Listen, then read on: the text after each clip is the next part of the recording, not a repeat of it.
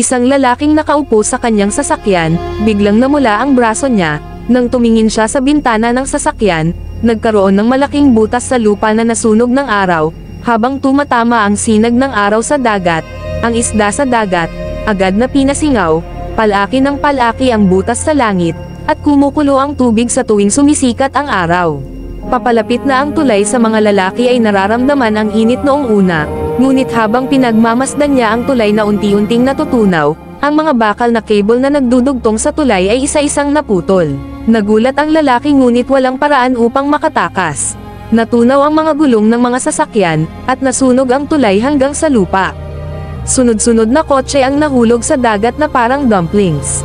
Ngunit hindi tumitigil ang heatwave, dahan-dahan itong lumalapit sa masikip na lungsod. Samantala, parami ang mga lugar sa Earth ang nakakaranas ng kakaibang kababalaghan, ang mga kawan ng ibon ay naliligaw sa mga lansangan sa parehong oras. Apektado ang paglalakbay at trapiko. Ang nakakapagtaka pa ay 32 katao sa magkakaibang kapitbahayan, ang sabay-sabay ang biglang bumabagsak, at namatay. Ang tanging bagay na pareho nila ay lahat sila ay may mga pacemaker. Ang makaranasang propesor sa geology, ay agad na napagtanto na ang lahat ng mga kakaibang phenomena na ito, ay nauugnay sa mga electromagnetic field, kaya nagmadali siyang bumalik sa kanyang research lab, para i-verify ang kanyang mga hinala at sa huli ay nakarating siya sa isang nakakatakot na conclusion. Sinabi ni Keith sa isa pang doktor ang tungkol sa mga resulta. Pinag-usapan nilang dalawa ang bagay na ito ng mabuti at natanto ang kabigatan ng problema, kaya nagpatawag ng emergency meeting ang top brass. Sinabi ni Keith sa lahat na nagpapakita ng isang kaila-hilakbot na conclusion na ang Earth ay magwawakas sa isang taon. Nagpakita si Keith na may hawak na kalahating hiwa na pitch sa kamay, lumalabas na ang ating planeta ay palaging protektado ng isang hindi nakikitang puwersa. Ito ay kilala bilang South at North Magnetic Poles. Pinoprotektahan tayo ng enerhiyang ito mula sa sinag ng araw, ngunit ngayong huminto na sa pag-ikot ang core ng Earth, mawawala ang magnetic field na nagpoprotekta sa mundo. Kung walang proteksyon ng magnetic field ang sinag ng araw ay makakarating sa Earth, ang lupa ay masusunog sa isang malutong. Ang buong hierarchy ay natigilan sa pahayag na ito, ngunit nang tanungin si Keith kung mayroon bang paraan upang harapin ito, sumagot si Keith na wala. Dahil ang core ng mundo ay hindi lamang 10,000 degree ang init, ngunit ito rin ay higit sa 5,000 kilometro ang layo mula sa ibabaw ng lupa. Ang pinakamalalim na paghuhukay sa mundo sa ngayon ay 12 kilometro lamang, kaya imposibleng matapos ang rescue mission. Ngunit ang isa pang doktor ay nagmungkahi na maaaring mayroong isang tao na maaaring gawin ito.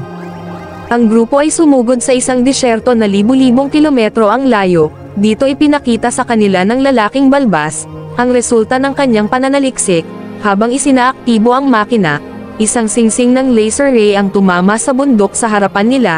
Sa isang malakas na putok, ang 4 na mananaliksik sa kanilang paligid ay natumba, ngunit nang linisin ang alikabok, namangha sila nang makitang sa loob lamang ng ilang segundo ay natusok na ng laser ang matigas na bundok. Pagkatapos ay inilagay ng lalaki ang daga, lalagyan at nag-activate ng maliit na laser, ang ilang metro ng steel plate ay agad na natusok sa isang malaking butas, ngunit ang daga sa loob ng lalagyan ay hindi nasaktan, sa pamamagitan ng teknolohiyang may kakayahang tumayo sa init, at tumagos, ng napakalalim, maaaring hindi pa naginip ang isang plano, sa pagsagip upang maabot ang gitna ng mundo. Ngunit napakakaunting oras na lang ang natitira para sa sangkatauhan. Para sa kadahilanang ito, ang mataas na komanda ay gumastos ng 50 bilyon dolyar, upang bumuo ng isang slip na may kakayahang maabot ang core ng Earth sa loob ng mga buwan, ngunit pansamantala, parami ang mga kakaibang phenomena na lumilitaw sa Earth. Lahat ng tao sa parisukat ay tumingin pabalik sa kakilakilabot bilang kakaibang madilim na ulap at kidlat, biglang lumitaw, sa maaliwalas na kalangitan. Noong una, hindi ito sineseryoso ng mga tao hanggang sa palabas sa TV ang laro, biglang nawalan ng signal at pumunta yung waiter para tingnan, at nakuryente. Parami ang mga kakaibang flashes ng liwanag na singsing sa kalangitan, bago pa makariyak ang sinuman ay tumama ang kidlat sa mga tao. Habang parami ang kidlat na nagtitipon, ang Colosseum ay nagkawatak-watak, habang nawala ang magnetic field ng Earth, ang planeta ay gumuho ng mas mabilis, kaysa sa nahulaan ng mga mananaliksik, ngunit ito ay simula pa lamang.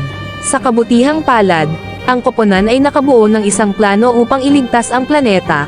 Ang 6 na lalaking pinili para sa misyong ito ay maglalakbay sa barkong ito patungo sa gitna ng mundo, sa 9,000 metro sa ibaba ng ibabaw. Matagumpay na naon ang laser device sa harap ng barko, nagawa nilang tumagos sa mabatong lupa. Ang mga mananaliksik sa ground control room ay sabik na naghihintay, ngunit ang pakikipag-ugnayan ay muling naitatag sa barko, ngunit kasi simula pa lamang ng kanilang pagsusulit.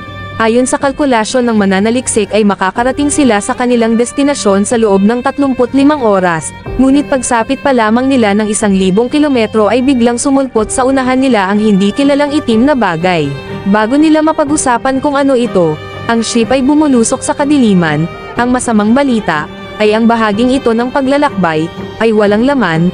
Ang mga ito ay bumubulusok sa mga kristal sa napakabilis na bilis. Sa kabutihang palad, ang ship ay nakabaybay ng ilang sandali bago tuluyang huminto. Sa kasamaang palad, ang laser unit sa harap ng ship ay na-jam sa pamamagitan ng isang malaking kristal at hindi gumana. Sila ay nakulong at walang pagpipilian kundi ang magsuot ng kanilang mga suot at lumabas ng ship upang harapin ito. Ngunit habang mano-manong pinuputol ang mga kristal, isang piraso ng lava ang biglang nahulog mula sa itaas. Kapag tumingala sila, ang lava ay tumutulo mula sa butas. Sila ay naputol, kailangan nilang kumilos ng mas mabilis, ngunit ang lava ay kumakalat ng mabilis at ang mga cutter ay nauubusan ng oxygen. Inilabas ng lalaki ang sarili niyang hose ng oxygen at ipinasok ito sa tubo na nagpapanatili sa pagtakbo ng cutter. Ang pamutol ay tumatakbo muli, ngunit ang lalaki ay nawalan ng oxygen. Mabuti na lang at naalis ang mga bubog na nakaipit sa ship, ngunit nang malapit na silang bumalik sa ship, isang piraso ng kristal ang nahulog mula sa langit sa pamamagitan ng suit ng kapitan, at siya ay nahulog ng walang malay sa lava. Sa kabila ng pagkawala ng isa sa kanilang mga kasamahan sa koponan ay nagpatuloy ang misyon at kinuha ng babae ang posisyon ng kapitan, at muling pinaandar ang ship. Ilang sandali pa ay muling lumitaw sa harap ng ship, ang isang hindi kilalang bagay na kinilala ng doktor na isang brilyante, dahil sa tigas ng mga brilyante. Nakagalaw lamang sila pabalik-balik sa pamamagitan ng mga hingal. Sa kabutihang palad ay mahusay ang kakayahan ng babae sa pagpiloto, at nakalusot sila sa Diamondstone area. Ngunit bago sila maging masaya, isang matalim na brilyante ang naputol sa control room ng ship, na napilitang lumikas ang 3 lalaki sa control room. Ngunit nang malapit nang magsara ang hatch, bumalik ang isang lalaki sa control room upang i-relieve ang data. Sa huli ang lalaki ay durog hanggang mamatay sa control room upang i-save ang data.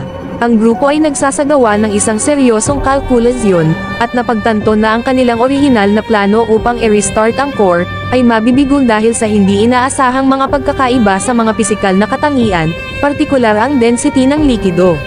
Ang isang miyembro ay dapat pumasok sa nakalantad na lugar sa harap ng Virgil, na direktang nakalantad sa nakakapasong init ng tinunaw na core, na may maliit na pagkakataong mabuhay. Nagboluntaryo si Brazelton, para sa mga mapanganib na gawain, at isinakripisyo ang kanyang sarili upang matagumpay na makomplito ang misyon pag-activate ng switch. Mabilis silang gumawa ng desisyon na i-reset ang mga timer. Gayunpaman, sa mahalagang sandali na ito, nakulong si Zimski sa isa sa mga compartment na pinipilit na iwanan siya ni Naki at ni Child.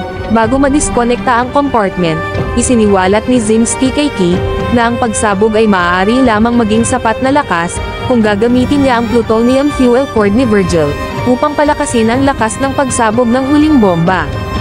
Habang nagpapatuloy ang countdown, para sa mga pagsabog ng nuclear, napagtanto ni Naki at Child, na nasa loob sila ng blast radius ng mga devices.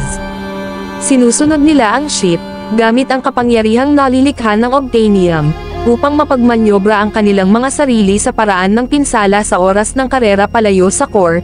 Ang mga serye ng mga nuclear explosion ay nagaganap na matagumpay na na-restart ang pag-ikot ng core ng Earth, nagawa ng dalawa na maabot ang kaligtasan sa sahig ng karagatan sakay si Virgil. Gayunpaman, walang init, hindi sila makaakyat sa ibabaw. Sa kabutihang palad, ang kanilang lokasyon ay natukoy ng militar, na sumusubaybay sa pagpirma ng whale song na umaalingaw mula sa kanilang barko.